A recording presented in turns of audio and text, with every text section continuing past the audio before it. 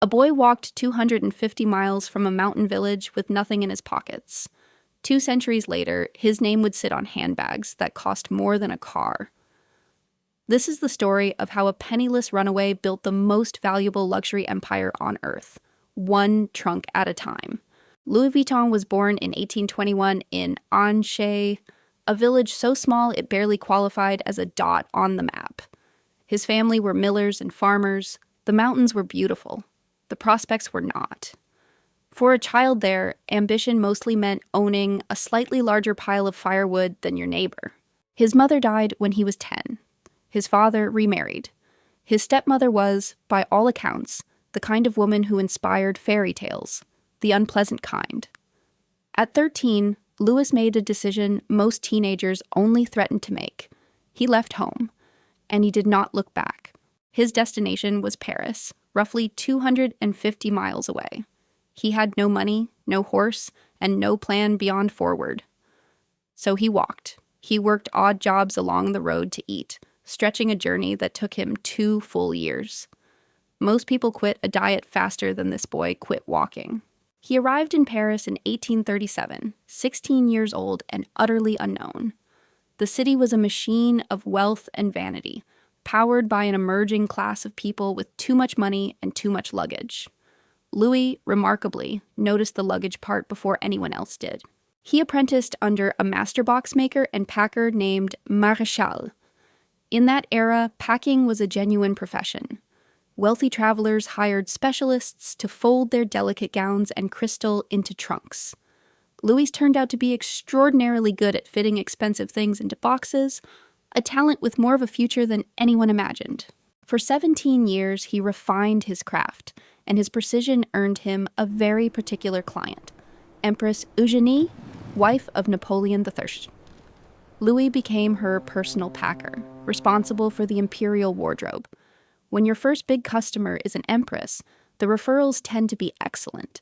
That royal endorsement was rocket fuel. In 1854, Louis opened his own workshop in Paris, near the Place Vendôme.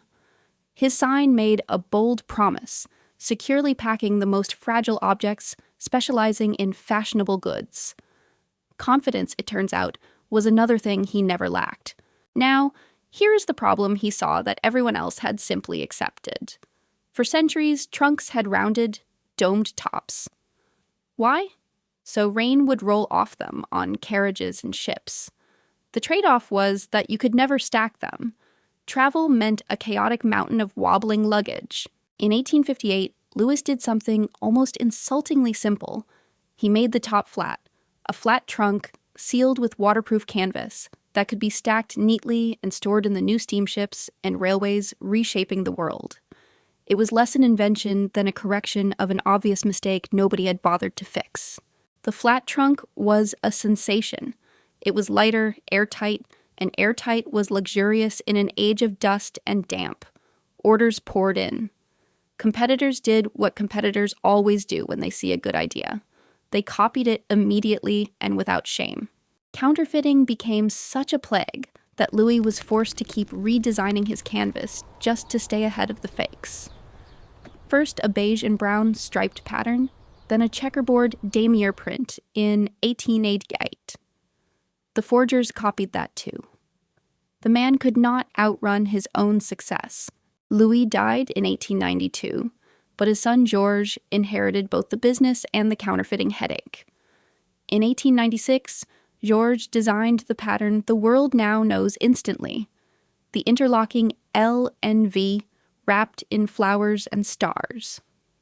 A monogram built specifically to be impossible to fake, which naturally became the most faked pattern in history. From a single Paris workshop, the empire spread across continents. The trunks outfitted explorers, aristocrats, and eventually anyone who wanted to signal they had arrived. The name became shorthand for wealth itself, not bad for a symbol invented to defeat thieves. Today, Louis Vuitton is worth tens of billions, its initials recognized in every corner of the planet. And behind all of it stands a 13-year-old boy who walked out of a mountain village with empty pockets and a stubborn refusal to stop moving. He never designed a logo. He simply made the top of a trunk flat. and let the world do the rest.